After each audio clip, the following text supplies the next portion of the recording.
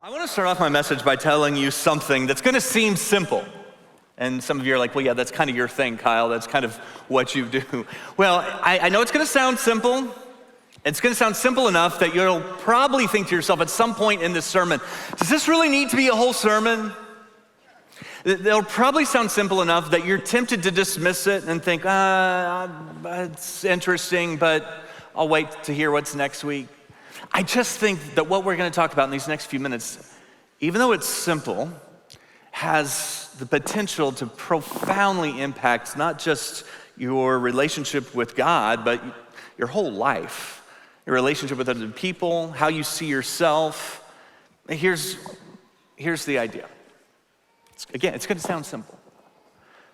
A word you speak is more powerful than a thought you think.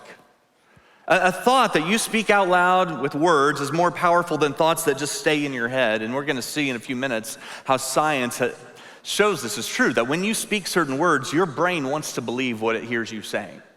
Your brain leans in differently when it hears a thought spoken out of your mouth. When my kids were young, I would challenge them to pay attention to the words they spoke out loud about themselves and about their circumstances. I remember taking my middle school daughter to school one morning, and she was telling me on the way to school about some drama in the friend group the day before. And I'm just glad she was sharing with me kind of what's going on in her life. I want her to share her emotions with me. But as we're driving, I start to hear her words turn on herself. And she starts saying things like, Dad, I'm just so awkward. And no one really likes me, and I just don't fit in anywhere. And I said, hey, stop it. I want you to tell me how you're feeling, but there are certain things you can't hear yourself say about yourself.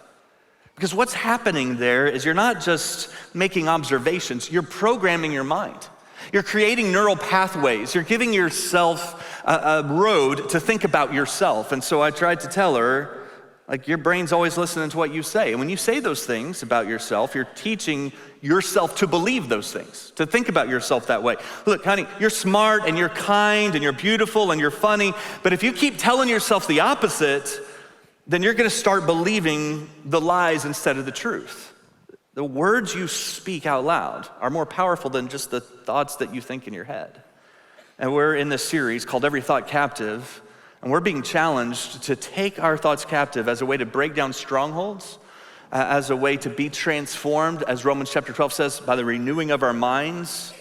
And yet, oftentimes the words we speak kind of betray ourselves. We have these thoughts and we say them out loud, and those thoughts end up having even more power over us. It's not just middle school girls, right? Like last month I was sitting at a gate in an airport and I overheard a woman on a phone, and she was talking about, I think, a job interview probably that she just had, and I heard her say, I completely blew it. I always say the wrong thing in those interviews. I'm not cut out for jobs like that. After teaching a group of men a couple of weeks ago on strongholds, a man came up to me afterwards, was telling me about his marriage, and he said, I don't know why my wife puts up with me. He said, I don't know how to be a good husband. I find myself just doing the things my dad did. It didn't work for him. It's not working for me. She deserves someone who actually knows how to make her happy. I went to visit a man in the hospital a number of months ago, and he said, God's punishing me for something. Either that, or he obviously doesn't care about what I'm going through. Maybe he helps other people, but God doesn't help me.